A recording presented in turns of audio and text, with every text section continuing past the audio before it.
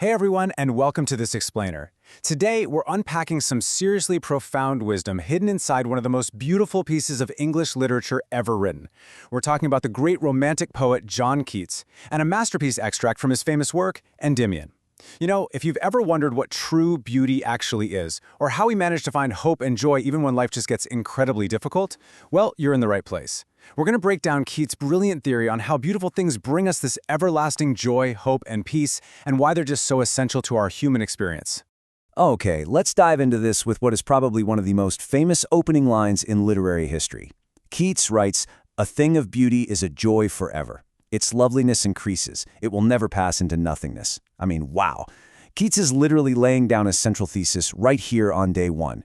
He's telling us that true beauty, it isn't just something that catches your eye and then, poof, vanishes. No, anything truly beautiful gives us everlasting happiness.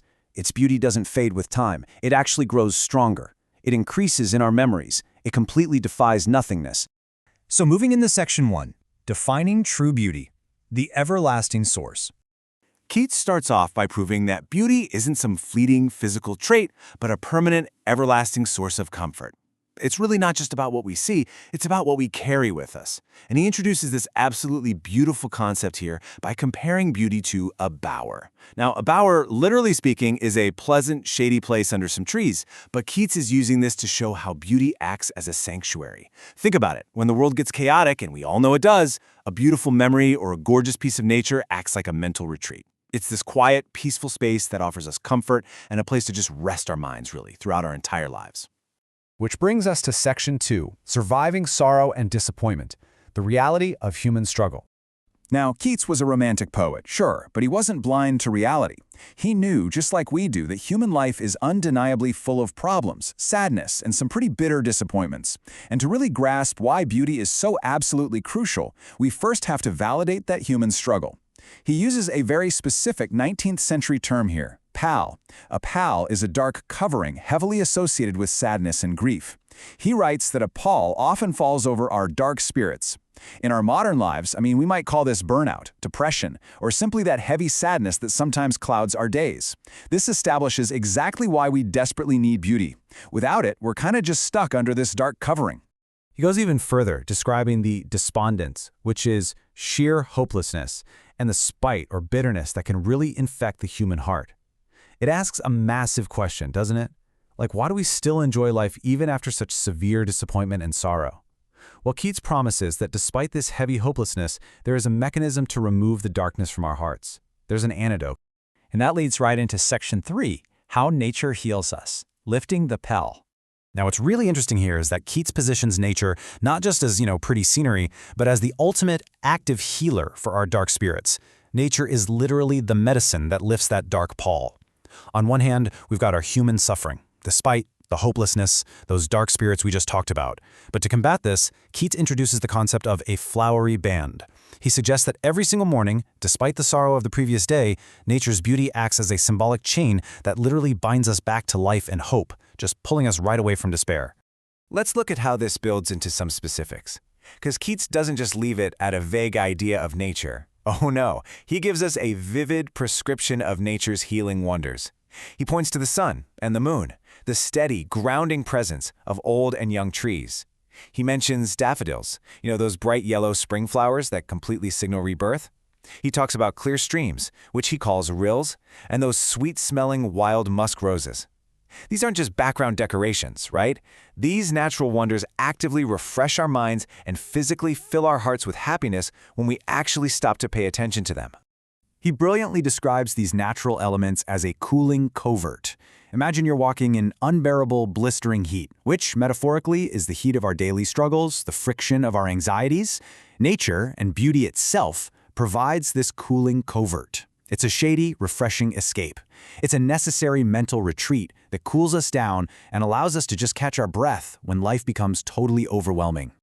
Moving on to section 4, the grandeur of noble deeds, expanding the definition of beauty.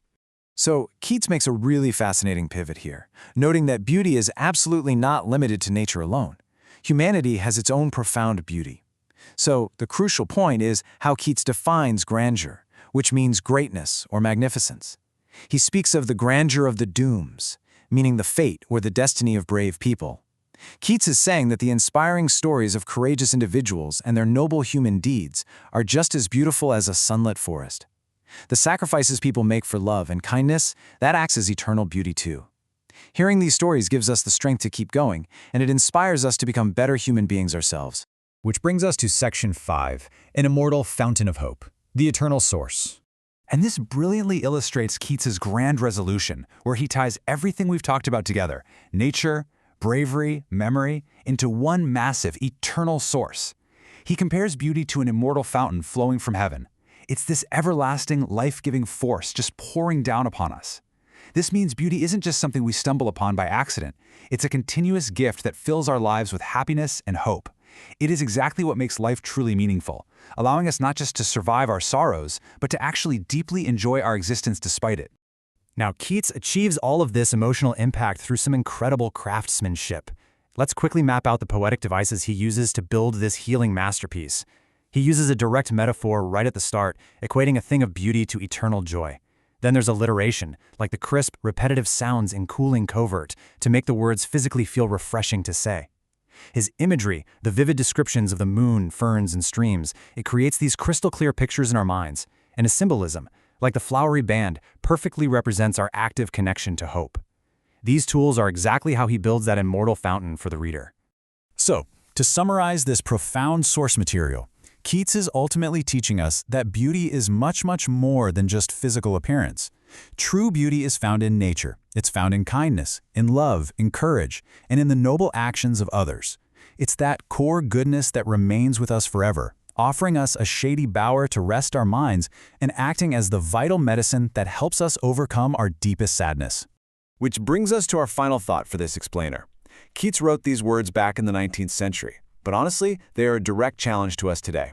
When the pall of dark spirits falls over you, when you face despondence and disappointment, you have a choice. What eternal beauty will you look for in your darkest moments? Will it be a walk in nature, a memory of a brave friend, or maybe an act of kindness?